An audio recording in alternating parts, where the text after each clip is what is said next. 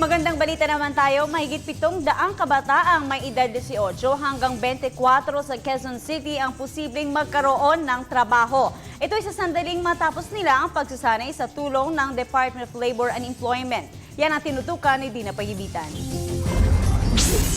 Tila nga pahigpit na ng pahigpit ang kompetensya sa paghahanap ng trabaho sa bansa sa panahong ito. Sa ngayon kasi hindi na batayan ng agad na trabaho ang pagtatapos ng high school o kolehiyo.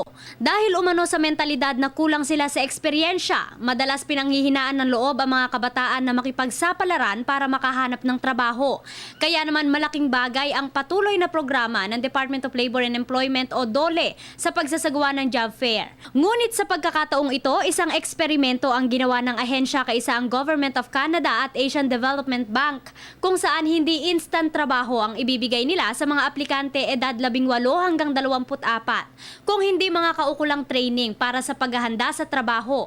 Isinasagawa ito sa 4 na probinsya sa Luzon, kabilang na ang General Trias Cavite, San Fernando, Pampanga, Taguig City at Quezon City kung saan may pinakamalaking mga aplikanteng pipiliin na aabot sa 700.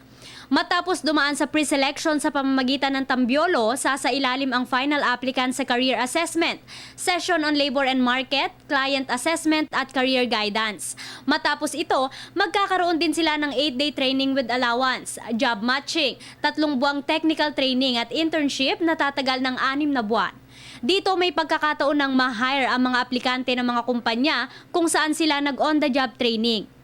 Sakaling magtagumpay ang programa, isasagawa ito sa buong bansa. Kapag nakatapos ka ng internship, pwede kang permanently din ma-hire ng employer na kumuha sa iyo as intern.